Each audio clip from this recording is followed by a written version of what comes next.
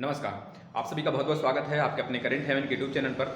आशा करते हैं आप सभी लोग डीएलएड वाले बच्चे बिल्कुल जोर शोर से पढ़ाई कर रहे होंगे। जैसा कि आपकी एग्जाम डेट आपको पता है, सबको पता है, चाहे सेकंड सेमेस्टर वाले बच्चे हों, चाहे वो फोर्थ सेमेस्टर वाले बच्चे हों। आपको ये बात भी पता होना चाहिए कि आपके पहले दिन तो दो एग्जाम होंगे और दूसरे तीसरे दिन तीन एग्जाम एक साथ कराए जाएंगे। तो आपको पहली बात सेंटर से निकलने का मौका नहीं मिलेगा।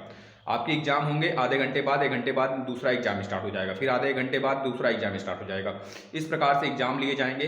तो अपने आप को वेल सेटिस्फाई कर इतना पढ़ डालिए कि आपका जो दूसरा तीसरा 3 पेपर एक दिन हो तो उसमें बहुत ज़्यादा आपको वहाँ पे स्ट्रेस लेने की ज़रूरत नहीं पड़े। दूसरी बात है कि आप अपने एग्जाम सेंटर अगर आपका दूर बनता है, वैसे नहीं बनेगा, लगभग 10 किलोमीटर के ही दायरे में बनेगा। तो क्योंकि इस बार ज़्यादातर डिस्ट्रिक्ट में ही आपके मिल जाएंगे सेंटर, क्योंकि बैक वाले बच्चों का पिछली बार क्या हुआ था, दूर दूर भेज दिया गया था जिससे बच्चे नहीं जा पाए थे। लेकिन इस बार मैक्सिमम बच्चों के सेंटर जो होंगे, मैक्सिमम कॉलेज वाले जो सेंटर वेरीफाई कराए हैं अपने ही दायरे में कराए हुए हैं, कुछ ही किलोमीटर के दायरे में कराए गए हैं। तो ये चीज़ें आप अपने कॉलेज से संपर्क करके पता कर सकते हैं। दूसरी तरफ मैं बात करूं बच्चों आप सभी के लिए कि जो भी सेंटर अगर थोड़े से दूर हैं तो आप सेंटर पर पहुंचने का पहले प्रयास करें, जिससे कि आपके जो देखिए डीएलएड के एग्ज़ाम भले ही बहुत छोटे एग्ज़ाम हैं, मैं समझ सकता हूं छोटे स्तर के एग्ज़ाम हैं, लेकिन कोई सा भी एग्ज़ाम अपने आप में छोटा नहीं होता है। उस विद्यार्थी के लिए बड़ा ही होता है जो विद्यार्थी देने जाता है।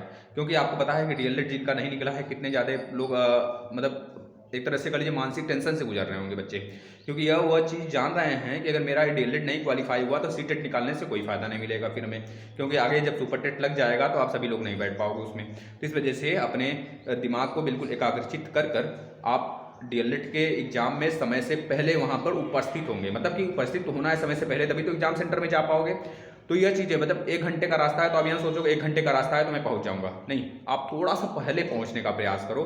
यह चीज़ें दिमाग में रख लेना। और जो एडमिट कार्ड है, एडमिट कार्ड आपके 2 से 3 दिन पहले आपको देखने को मिल जाएंगे।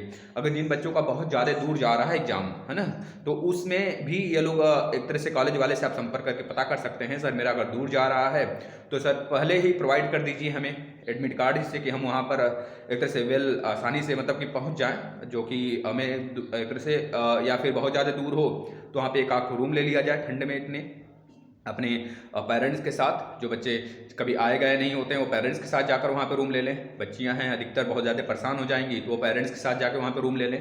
तो ये चीज़ें आपके कॉलेज वाले जरूर बताएंगे आपको।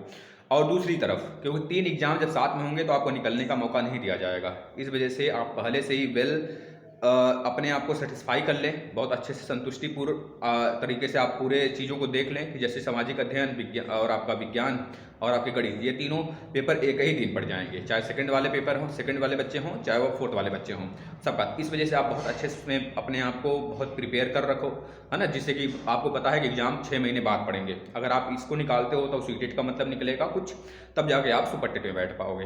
बिना इसके क्वालिफाई के आपका ना सीटेट का कुछ मतलब निकलने वाला है। सीटेट तो मान लो क्वालिफाई कर लिए, वैलिड हो गया, लेकिन तब तो उसका वैल्यू कुछ होगा जब आप सुपर टेट में बैठ पाओगे। नहीं तो पता चला इधर बैक लटक गया तो उधर आपका कोई मतलब नहीं निकलेगा। तो इस वजह से अपने दिमाग को बिल्कुल भी एकाग्रचित, जितना पढ़ लिए उससे ज़्यादा नहीं आने वाला है, नहीं आने वाला, नहीं आने वाला है। इस प्रकार से अपने दिमाग में एक बैटरी सेट कर रखो कि मैंने जितना पढ़ा है बस उसमें से ही एग्जाम में पूछा जाएगा, इससे बाहर एग्जाम में नहीं आने वाला है। ठीक, इतनी बातें अपने दिमाग में लेकर चलना है हमेशा और हमेशा तौर पर। ठीक, और दूसरी तरफ यह क्या आपको यह नहीं सोचना, निगेटिव वाले कोई थिंग्स आपके दिमाग में होने ही नहीं चाहिए कि सर मैथ है, 1 घंटे में मैथ कैसे हो पाएगा। तो मैंने प्रीवियस ईयर पेपर सारे के सारे करा दिए, सारे के सारे मैथ के मैंने 2-3 बार पूरा कोर्स कराया आपका। तो साइंस भी कराया 4th सेमेस्टर का पूरा, इंग्लिश भी 4th सेमेस्टर का करा दिया, 4th सेमेस्टर के हम सामाजिक अध्ययन भी मतलब एसएसटी भी हो चुका है, 4th सेमेस्टर के मैथ भी हो चुके हैं, सेकंड सेमेस्टर के पूरे मैथ हमने 2-2, 3-3 बार करा दिया। तो आप लोग आओ प्लेलिस्ट में उस चीज़ को रिवीजन पे ज़्यादा फोकस करो। अगर आपके पास सीरीज है, राजन सीरीज, पवन सीरीज या फिर जो भी दुनिया भर की सीरीजें आती हैं, कोई एक सीरीज पे डिपेंड मत हो जाइएगा, ज़्यादातर यह कोशिश करिएगा, क्योंकि बहुत सारे सीरीज को रट कर आप चले जाते हो, इस वजह से भी बैक लग जाता है बच्चों का। पता है क्यों? क्योंकि जो सीरीज होते हैं मैथमेटिक्स का, हमने जो भी सीरीज कराया उसमें बहुत ज़्यादा गलतियाँ थीं, तो उसको आप नहीं देखते हो, इस वजह से क्या होता है कि आपका नंबर कम आ जाता है या फिर गलत हो जाता है आपके सही उत्तर, आप तो उसके ऊपर डिपेंड हो जाते हो। तो बिल्कुल भी एक चीज़ के ऊपर नहीं डिपेंड होना है हमें बहुत अच्छे से अपना जो प्रिपरेशन किए हैं उस पर भरोसा करके बिलीव करके हमें जाने हैं और अपना पेन वगैरह जो भी चीज़ें होती हैं लिख लेना है, अपने राइटिंग पे थोड़ा सा फोकस करना है और यह सोच समझ के जाना है कि हाँ जितना मैं करूँगा, जितना मुझे आ रहा है बस वही एग्जाम में आएगा। इससे ज़्यादा ना एग्जाम में कोई कभी पूछा गया है ना ही कभी आएगा। आपने प्रीवियस ईयर पेपर सॉल्व किया है तो आप जानते होंगे इस चीज़ को, ठीक है। इतनी बातें आपको पता। तो आप सभी को बेस्ट ऑफ लक और अपने एग्जाम की बिल्कुल जोर शोर से प्रिपरेशन करिए। और साथ में सीटेट के लिए जो आपको कन्फ्यूजन है दिमाग में कि सीटेट सर साथ में होगा, तो अभी तक कोई ऐसा नोटिफिकेशन नहीं है। जो बच्चे आपको कह रहे हैं, गुमराह कर रहे हैं कि सर सीटेट भी साथ में होगा तो सर कि मैं किसका दूंगा, अगर ऐसा कंडीशन 1% अगर बनता भी है तो आप डीएलएड को दोगे, सीटेट को छोड़ोगे, ये दिमाग में रख लेना है। क्योंकि आगे आने वाले वैकेंसी से पहले आपको एक बार यूपी टेट जरूर देखने को मिलेगा, तो आप उसमें फ़ायदा जरूर उसका उठा सकते हो। लेकिन अगर आपने डीएलएड छोड़ दिया तो डीएलएड 1 साल बाद होगा, तो ऑड इवन स्टार्ट हुआ है तो 1 साल बाद आपको देखने को मिलेगा। तो इस चीज़ को प्लीज़ आपसे रिक्वेस्ट है मेरे भाई बहन कि आप इस चीज़ को ध्यान में रखोगे पूरी चीज़ें, और नेगेटिव थॉट नहीं लाने हैं दिमाग में। बिल्कुल पॉजिटिव जितना आपने पढ़ा है सिर्फ उसी में से आने वाला है, ठीक है। यह चीज़ आप सभी के लिए बेस्ट ऑफ लक। जब भी एग्जाम स्टार्ट हो फोड़ के आना है और क्लासेस आपके सामने प्रस्तुत हैं। सारे के सारे क्लास प्लेलिस्ट में आ जाइए, रिवीजन पे रिवीजन करते रहिए यह चीज़ें, ठीक है। और चीज़ें जो भी आपको डाउट हैं आप कमेंट कर दो, वो चीज़ें मैं एक तरह से आपको सेटिस्फाई उसमें करने का पूरा प्रयास करूँगा। बस एडमिट कार्ड लेना है आपको और अपने जो थोड़े से अपने पेन वगैरह हैं इसको सुटेबल तरीके से रखकर फिर एग्ज़ाम में बैठने हैं। बस यह चीज़ें हैं। और सुबह से लेकर तो रात तो हो ही जाएगा, कुछ खाने पीने की भी चीज़ें अपने पास रख सकते हो।